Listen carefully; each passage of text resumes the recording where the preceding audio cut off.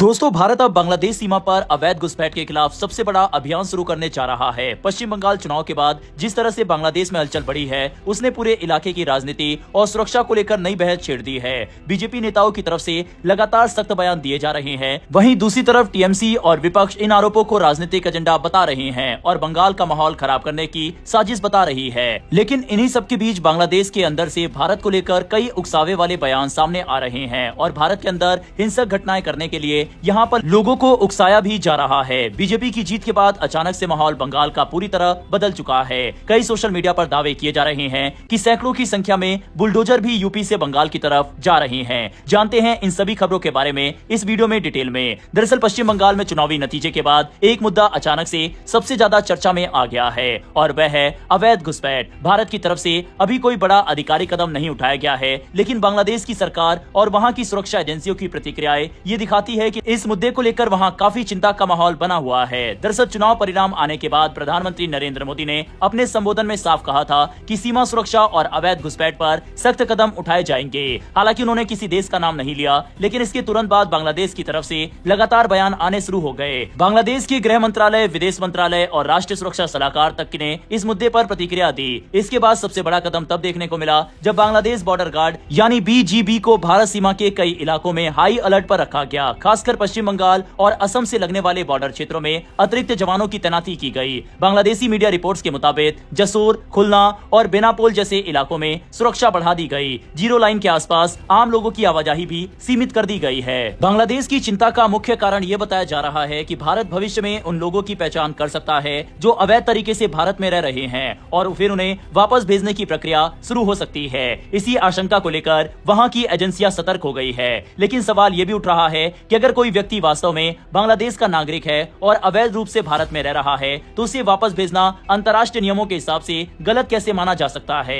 भारत सरकार की तरफ से भी इस मुद्दे पर साफ प्रतिक्रिया आई है। विदेश मंत्रालय के प्रवक्ता रणधीर जायसवाल ने कहा है कि भारत ने बांग्लादेश को 2860 से ज्यादा ऐसे मामलों की जानकारी ऑलरेडी दे दी है जिनमें नागरिकता सत्यापन लंबित है। भारत का कहना है कि कई मामलों में 5 साल से ज्यादा समय बीत चुका है, लेकिन अब तक पुष्टि नहीं हुई है। भारत ने बांग्लादेश से अपील की है कि वह इस प्रक्रिया में सहयोग करे ताकि अवैध प्रवासियों की वापसी कानूनी और व्यवस्थित तरीके से हो सके। अब अगर बांग्लादेश कोई सख्त कदम नहीं उठाता इन लोगों के खिलाफ और इन्हें वापस अपने देश में नहीं लेता तो भारत फिर धक्के मारकर इनको वापस बांग्लादेश में भेजेगा। ये मुद्दा नया नहीं है। पिछले कई दशकों से भारत बांग्लादेश सीमा पर अवैध घुसपैठ को लेकर बहस होती रही है। खासकर असम और पश्चिम बंगाल जैसे राज्यों में इसे बड़ा राजनीतिक और सामाजिक मुद्दा माना जाता है। कई स्थानीय संगठनों का दावा है कि बड़ी संख्या में लोग फर्जी दस्तावेजों के जरिए भारत में बस गए। वहीं दूसरी तरफ मानवाधिकार संगठनों का कहना है कि किसी भी कार्रवाई में कानून और मानवता दोनों का ध्यान रखा जाना चाहिए। अब सबकी नजर भारत सरकार, गृह मंत्रालय और सीमा सुरक्षा बल पर टिकी हुई है।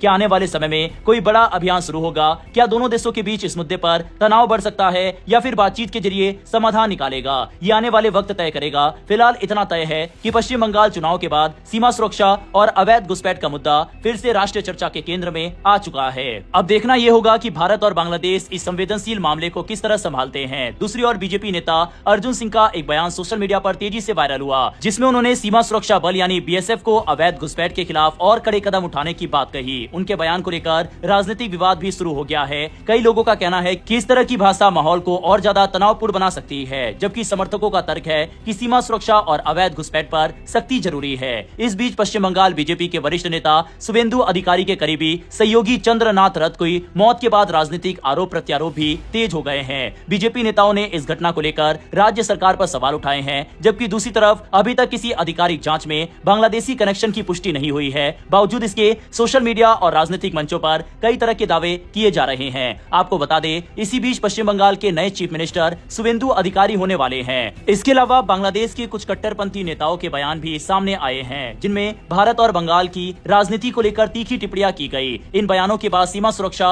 और आंतरिक सुरक्षा का मुद्दा और ज्यादा संवेदनशील बन गया है। इसके अलावा दोस्तों, सैकड़ों बुलडोजर जो कि यूपी से पश्चिम बंगाल जा रहे हैं, सोशल मीडिया पर यह वीडियो काफी ज्यादा वायरल हो रही है। बताया जा रहा है कि आने वाले दिनों में भारी लेवल पर अतिक्रमण और टीएमसी के ऑफिस, अवैध बस्ती, इन सबको पश्चिम बंगाल के अंदर तोड़ा जाएगा। हालांकि ये बुलडोजर की वीडियो कितनी सही है नहीं, इसकी पुष्टि अभी नहीं हुई है, लेकिन इतना तो तय है कि आने वाले दिनों में जैसे ही शपथ ग्रहण पश्चिम बंगाल में होगा, बड़े एक्शन तो यहाँ जरूर होंगे। बहरहाल इस पूरे मामले पर अपनी राय कमेंट बॉक्स में लिखकर बताइएगा। इन्फॉर्मेशन और वीडियो पसंद आई हो तो वीडियो को लाइक करके हमारी आने वाली डेली ऐसी वीडियो के लिए नीचे दिए गए सब्सक्राइब बटन को प्रेस कर बेल आइकन को जरूर दबा लें। फिर मिलेंगे ऐसी एक नई वीडियो के साथ। धन्यवाद। जय हिंद, जय भारत।